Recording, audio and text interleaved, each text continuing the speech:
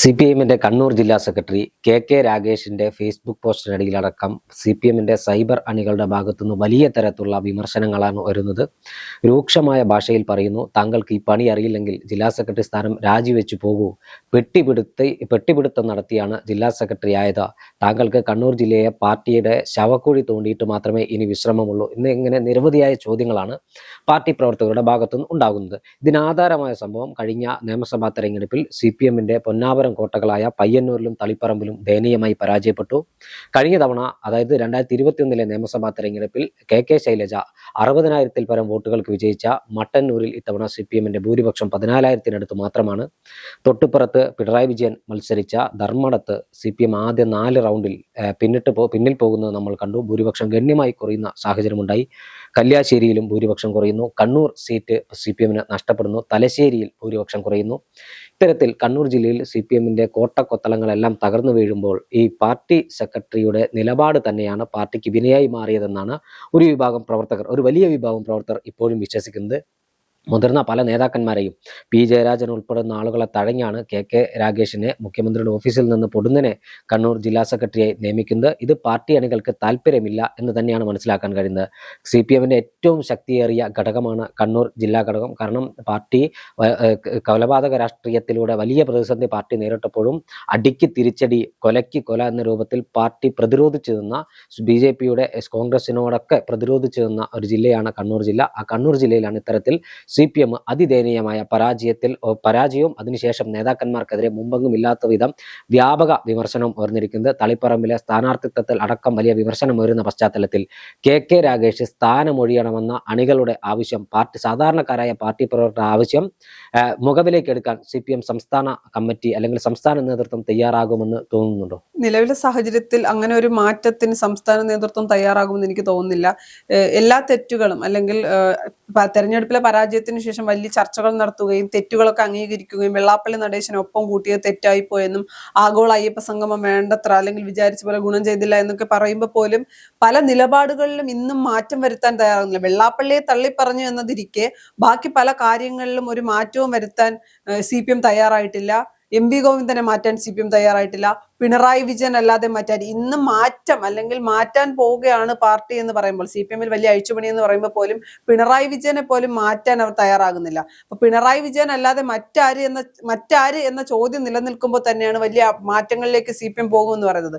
പിണറായി വിജയനും MV ഗോവിന്ദനും അടുപ്പമുള്ള ആളാണ് രാഗേഷ്. അതുകൊണ്ട് തന്നെ മാറ്റാനുള്ള സാധ്യതയില്ല. സാധാരണക്കാരായ അണികളുടെ താല്പര്യങ്ങളോ ഇഷ്ടങ്ങളോ ഒന്നും ഇപ്പൊ CPIഎം പരിഗണിക്കുന്നില്ല എന്ന് തന്നെ പറയേണ്ടി വരും. അല്ലെങ്കിൽ അവരെ ആവശ്യപ്പെടുന്നത് CPIഎം എന്ന പാർട്ടി നശിക്കരുത് അല്ലെങ്കിൽ ഇടതുമുന്നണി ഇല്ലാതാകരുത് എന്ന് ആഗ്രഹിക്കുന്ന ഒരു വിഭാഗം ഇന്നും പാർട്ടിയോട് സ്നേഹം, വ്യക്തികളോടല്ല പാർട്ടിയോട് അത്രത്തോളം സ്നേഹമുള്ള പ്രവർത്തകർ, സാധാരണക്കാരായ പ്രവർത്തകരും നേതാക്കളും അണികളുമാണ് ഇത്തരം നിരന്തരം മുൻ മുഖ്യമന്ത്രി പിണറായി വിജയനെതിരാകട്ടെ, MV ഗോവിന്ദനെതിരാകട്ടെ, രാഗേഷിനെതിരായിട്ടൊക്കെ വലിയ രീതിയിൽ സൈബർ അറ്റാക്ക് നടത്തുന്നത്. അത് പാർട്ടിയിൽ അല്ലെങ്കിൽ പുറത്തുനിന്ന് കോൺഗ്രസ്സുകാരോ BJPക്കാരോ അല്ല, CPIഎമ്മുകാർ തന്നെയാണ് നേതാക്കൾക്കെതിരെ ശബ്ദം ഉയർത്തുന്നത്. അത് അവരുടെ ഗതികേടാണ്. ഇത്രയും ശബ്ദം ഉയർത്തിയാലും പാർട്ടിക്കാർക്കറിയാം ഒരു മാറ്റവും ഉണ്ടാകാൻ പോകുന്നില്ല. കാര്യം CPIഎമ്മിന്റെ നിലപാട് എന്ന് പറയുന്നത് പിണറായി വിജയൻ MV ഗോവിന്ദൻ എന്ത് പറയുന്നു അതനുസരിച്ച് മുന്നോട്ട് പോകാം എന്നാണ്. ഇനി അവർ ഒരു തിരുത്തലിന് തയ്യാറാവുകയാണെങ്കിൽ മാത്രം. പക്ഷെ എനിക്ക് തോന്നുന്നില്ല. പിന്നെ പറയാൻ കഴിയില്ല, ബിനീഷ് കോടിയേരിയുടെ വിഷയത്തിൽ വീണ വിജയന്റെ ഒരു വിഷയം വരുമ്പോൾ നിലപാടിൽ മാറ്റം വരുത്തേണ്ട ഒരു സാഹചര്യമുണ്ട്. അത്തരം ഏതെങ്കിലുമൊക്കെ തരത്തിൽ അണികളെ പറ്റിക്കാൻ അല്ലെങ്കിൽ നേതാക്കളെയൊക്കെ കണ്ണിൽ പൊടിയിടാൻ വേണ്ടി അങ്ങനെ ഒരു നിലപാടെടുക്കും. പക്ഷെ നിലവിലെ സാഹചര്യത്തിൽ അതിനും ഒരു സാധ്യത കാണുന്നില്ല.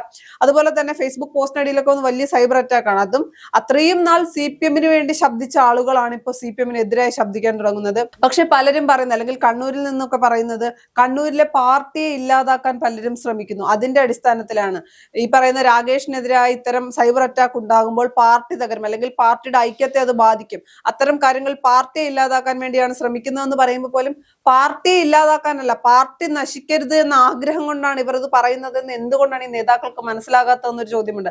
അല്ലെങ്കിൽ മനസ്സിലായിട്ടും അവർ മനസ്സിലാകാത്തതുപോലെ അഭിനയിക്കുന്നതാണോ എന്നൊരു ചോദ്യമുണ്ട്. പാർട്ടി നശിക്കാനല്ല, പാർട്ടി തിരികെ വരാനാണ്. അതുപോലെ തന്നെ CPIഎം പല രീതിയിൽ ഈ സാധാരണക്കാരായ ജനങ്ങൾക്ക് എന്താണ് പാർട്ടിയെ കുറിച്ചുള്ള വിലയിരുത്തൽ അങ്ങനെയുള്ള കാര്യങ്ങളിലേക്കൊക്കെ പോകുമ്പോൾ പാർട്ടി ജനങ്ങളിൽ നിന്ന് എന്തുമാത്രം അല്ലെങ്കിൽ എത്രമാത്രം അകന്നു എന്ന് ഇന്നും പാർട്ടിക്കാർ മനസ്സിലാക്കുന്നില്ല, അല്ലെങ്കിൽ നേതാക്കൾ മനസ്സിലാക്കുന്നില്ല. സാധാരണക്കാരായ ജനങ്ങൾക്കും പാർട്ടിയിലെ സാധാരണ പ്രവർത്തകർക്കും മനസ്സിലായിട്ടുണ്ട് പാർട്ടി ഇങ്ങനെ മുന്നോട്ട് പോവുകയാണെങ്കിൽ CPM എന്ന പാർട്ടി കേരളത്തിൽ ഇല്ലാതെയാകും, തമ്മിൽ തല്ലി തീരുമെന്ന തിരിച്ചറിവ് അവർക്കുണ്ടായിട്ടുണ്ട്. പല വിഷയങ്ങളിലും പല പ്രവർത്തകരും അണികളും മിണ്ടാതിരിക്കുന്നത് പാർട്ടിയെ ഒരു പ്രതിസന്ധിയിൽ കൊണ്ട് എത്തിക്കേണ്ട എന്ന് കരുതിയിട്ടാണ്. സാധാരണഗതിയിൽ നമുക്കറിയാം കോൺഗ്രസ് പോലെയല്ല, കോൺഗ്രസിൽ എന്തുണ്ടായാലും ജനാധിപത്യ പാർട്ടി എന്ന് പറയുമ്പോൾ കുറച്ച് അധികം ജനാധിപത്യമുള്ള പാർട്ടിയാണ്. എന്ത് കാര്യത്തിനും ആരും എല്ലാവരും അഭിപ്രായം പറയും. പക്ഷേ CPM അങ്ങനെയല്ല, പല വിഷയങ്ങളിലും പലരും അഭിപ്രായങ്ങൾ പറയാറില്ല.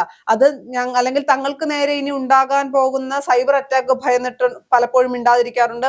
അല്ലെങ്കിൽ പാർട്ടി നേതൃത്വം ഇതിനെതിരെ എന്ത് നിലപാടെടുക്കും എന്നുള്ള കാര്യത്തിലൊക്കെ പലരും മിണ്ടാതിരിക്കുന്ന ഒരു നിലപാടുണ്ട്.